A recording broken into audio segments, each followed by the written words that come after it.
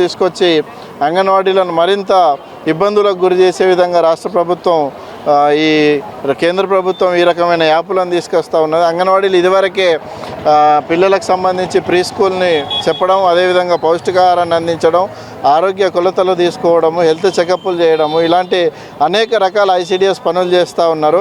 ఇది చాలదన్నట్టు కేంద్ర రాష్ట్ర ప్రభుత్వాలు ఈరోజు ఎలక్షన్స్కి సంబంధించి బిఎల్ఓ డ్యూటీలను అంగన్వాడీలతో చేయిస్తున్న పరిస్థితి ఉన్నది.